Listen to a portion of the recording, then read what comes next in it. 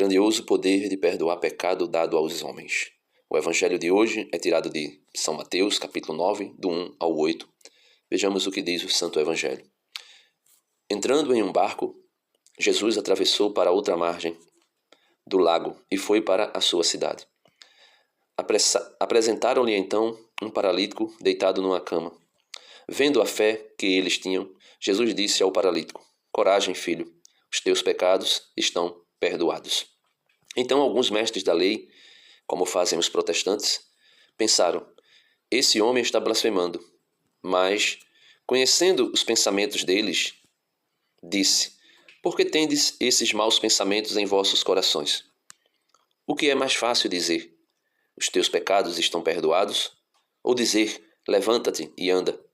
Pois bem, para que saibais que o Filho do Homem tem na terra poder para perdoar pecados, disse então ao paralítico: levanta-te, pega a tua cama e vai para a tua casa. O paralítico então se levantou e foi para sua casa.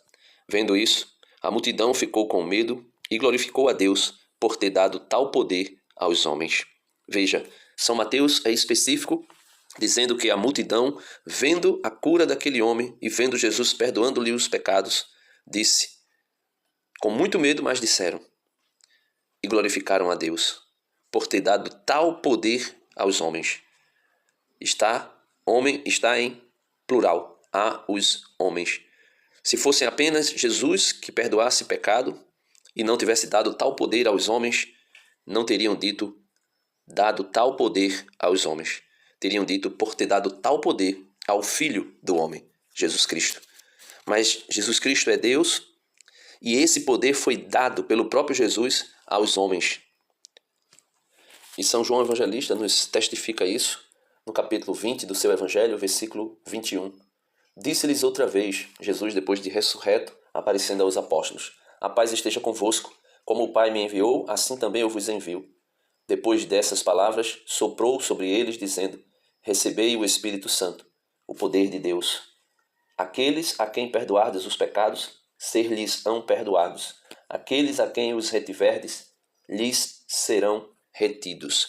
Que São Paulo, na segunda carta aos Coríntios, no capítulo 5, também vem confirmar que Deus deu aos homens, no caso os apóstolos e os seus sucessores e os presbíteros da igreja, este mesmo poder, como sendo não somente um poder, mas um ministério de reconciliação que era do próprio Cristo, que também foi passado para os seus apóstolos.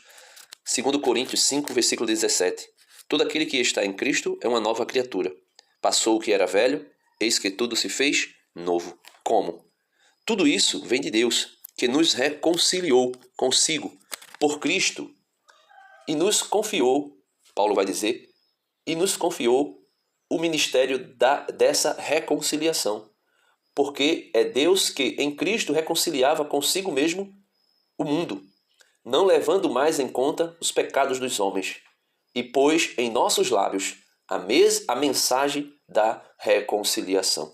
Então, nós podemos ver nitidamente que o poder de perdoar pecado, o ministério da reconciliação entre Deus e os homens, que estava em Cristo Jesus, foi dado pelo próprio Cristo, pelo próprio Deus, aos homens.